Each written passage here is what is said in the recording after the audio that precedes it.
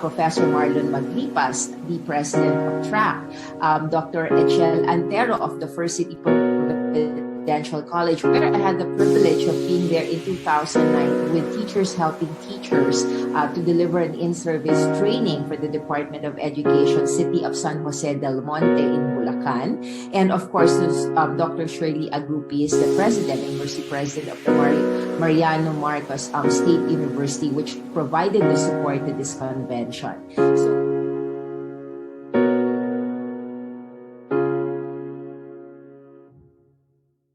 Good evening. It's Wednesday night. This is Attorney Amihan April M. Alcazar, the host of AAA Live here at the Education Channel, where academic goals are advanced and achieved.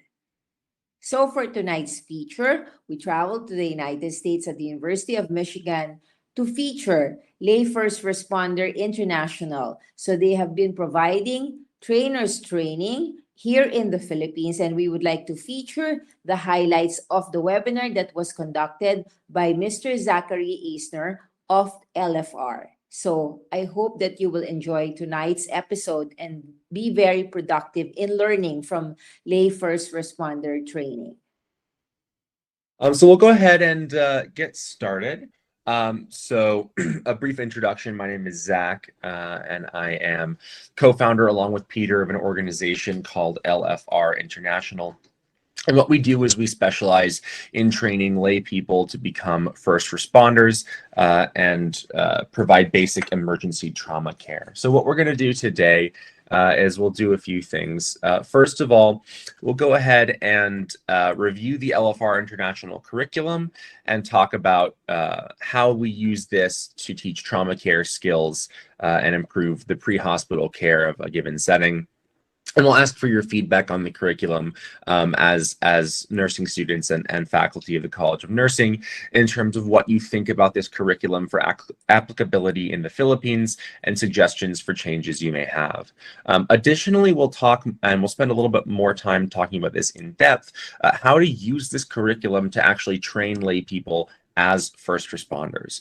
So as medical professionals, courses like this will rely on you to be able to be trainers to train these lay people as first responders. And so we'll talk about some of our experiences doing that and how we can best work together to train people as emergency responders in the community. So some brief background before we get started on what we've done previously. The majority of our work has been in sub-Saharan Africa, though we have had projects in Latin America as well. We've trained over 5,000 first responders in total, and the majority of these responders have been transportation providers, so motorcycle taxi drivers or bus drivers, etc. And these first responders then go on to provide pre-hospital emergency care to people in their community.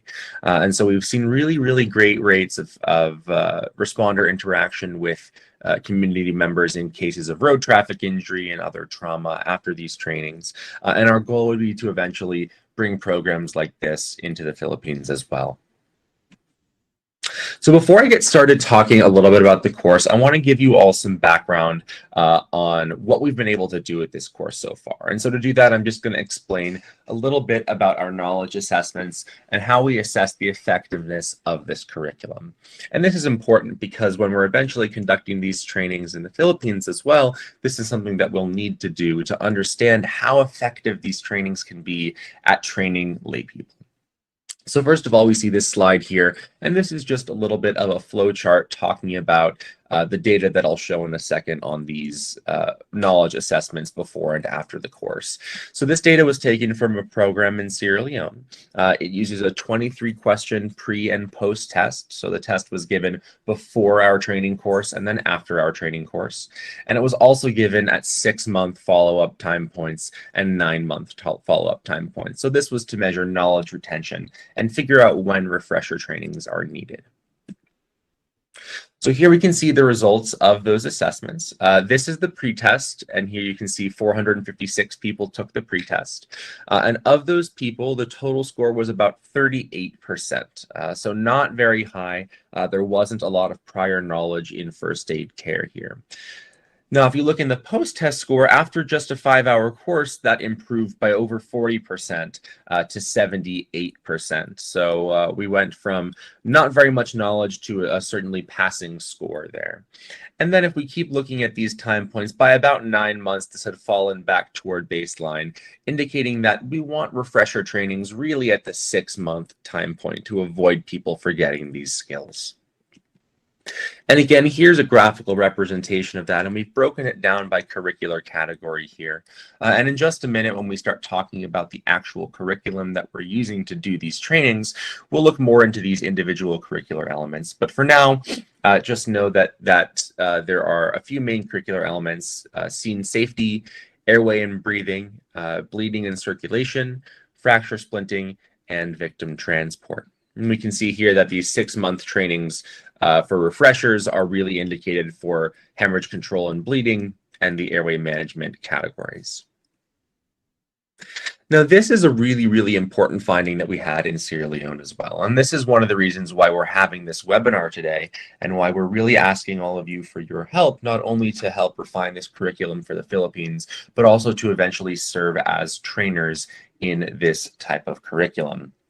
So you can see here comparisons in these two graphs of training pre and post scores when Peter and I served as the main instructors, so those who developed the curriculum. And in the bottom, you can see the scores when those who were local trainers trained by us in sessions like this on the curriculum trained first responders. And you can see that there's really not much difference in the distributions here, which indicates that local instructors have and can very successfully teach this course after just short training sessions like this one. And so we'll be going over the entire course curriculum here. And after the course, we'll also provide everybody on the call with some resources for training, and we can go over future steps there. Some additional information on this training. So again, in the same study where we're looking at knowledge retention, we saw that over the first just 6 months of training, there were almost 2,000 patients treated by our first responders. So almost 99% of these patients were transported by motorcycle to the nearest health facility. And so this is showing that not only are courses like this improving the care someone is getting on scene, but it's also improving the ability for someone to be transported to the nearest health facility. 61% of patients had bleeding controlled, and about 52% of incidents were road traffic injury related. So that just shows that it's very, very important. We're teaching these types of skills in areas of dense traffic and where road traffic injury is common. And then lastly here, continuing to talk about the impact of this type of training, we also did a 3-year follow-up study in Uganda and a 1-year follow-up in Chad. And what we found here is actually that lay first responders trained in our curriculum earned more money as transportation providers than those who were not trained. And what this shows us is that there may be an economic mechanism by which people who are trained are seen as more responsible and are sought out to provide their services and therefore earning more money. We also found that 75% of these lay first responders were still participating after 3 years because of this income and customer acquisition gain, as well as a sense of social status gain and altruism. Additionally, we developed a tool called the pre-hospital emergency trauma care assessment tool. And we showed that over 14 months, there was a significant increase in pre-hospital care. So again, it's just showing that these trainings, in addition to being effective, really do improve the state of pre-hospital care in a given setting. So that's a little bit of background on what this course is able to do. And we wanted to give that before we start talking about the actual elements of the course, so we can contextualize all of this information for you. And so you can understand why this is really, really important and might be something advantageous to bring to your community. So now we're going to go ahead and start talking about the actual course. And this is when, as Peter said, we'd really like for this to be more of a discussion-based webinar. So we'll go through and we'll talk about a lot of the elements of the course. But as fourth-year nursing students and nursing faculty, many of the things we're talking about today in concept will be review for you. So our objectives today are twofold. Number one, we'd like to review these concepts and make sure that everybody has a solid foundation and understanding of everything that we're talking about. And number two, we'd also like to talk about how you can take these concepts and use them in trainings of lay people or of people who are less experienced than yourselves to continue propagating this knowledge throughout your community. So you can see here, there are 6 main elements to this course. Generally, the course takes about 5 hours to complete all the way through. Of course, it will be much quicker now because we're not going to just go as in-depth in all of these principles because you'll have seen them before. But the 6 elements are principles and definitions. So that's where we define what first aid is, what a first responder is. Then we have scene safety. After that, we have classic A, B, and C's of trauma care. So that's airway, breathing, and circulation control. Then we talk about fracture splinting. After that, we'll take a short break from clinical management to talk about how one would manage multiple victims in a mass casualty incident. And then lastly, we'll talk about victim transport. And this is arguably the most important part of this course. This is how you get somebody from the pre-hospital setting, from the scene of injury, to the nearest healthcare facility. So to begin here, we generally start this course by giving a definition of first aid. And we find this is really helpful, specifically when we're talking with lay people, because first aid can be this amorphous thing where we're providing help to somebody, but what really are you doing when you are using first aid skills? And we define that as immediate care given to a person who has been injured or suddenly taken ill, so it's acute care.